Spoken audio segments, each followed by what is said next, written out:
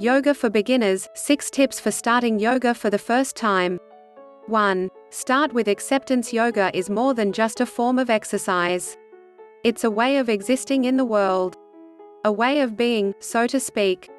The word yoga itself means union in Sanskrit. Union among all aspects of your life. When you live in a state of union, or yoga, there is no separation between your thoughts and your present state. That means, no whining and wistful thinking about the way things should or ought to be. While this mindset can take years to cultivate, you can get started before ever stepping foot on a yoga mat. Take a moment to appreciate your body, your life, and your circumstances. Exactly as they are. Right now.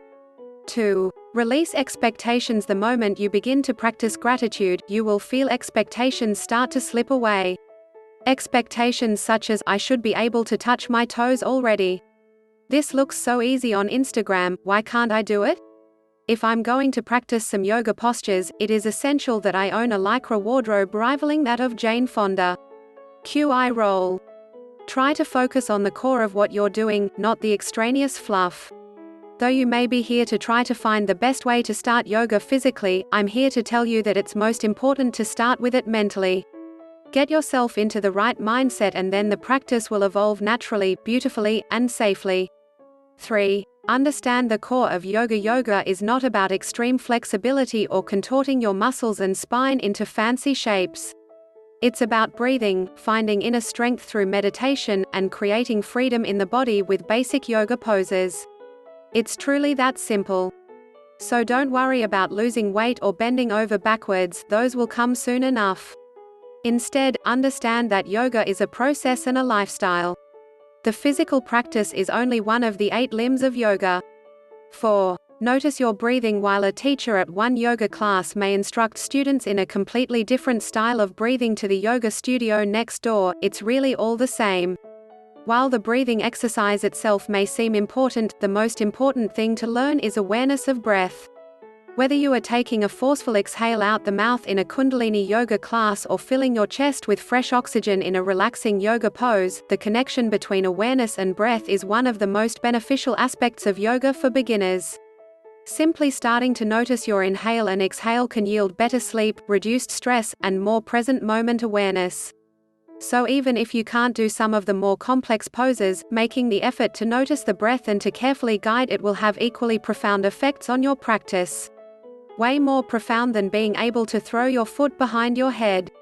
5. Get comfortable in stillness. Most of us find it very challenging to sit still. We would rather run around, keep busy, and check items off our to-do list than just be. Even when we are chilling out, our hands drum on our knees, our thoughts wander to the past or future, or our eyes hungrily scan an iPhone or TV screen. Sometimes all at once. So before you try to bang out the most advanced yoga poses you can find on the pages of Yoga Journal or Instagram, try the most basic tenets of yoga of all, being present. The next time you're waiting in line, riding public transportation, or, heck, perching on the toilet, notice the temptation to whip your phone out for distraction. Try to observe the urge rather than immediately give into it. 6. Learn basic yoga poses. Once you feel ready for the physical side of your yoga practice, you can start to mindfully experiment with yoga poses for beginners. There is no need to try to jump into the more complex poses, hello inversions, or to try to be as bendy as the person next to you. Wherever you begin, whether in a local yoga studio or with an online yoga video, there are a few basics to start with.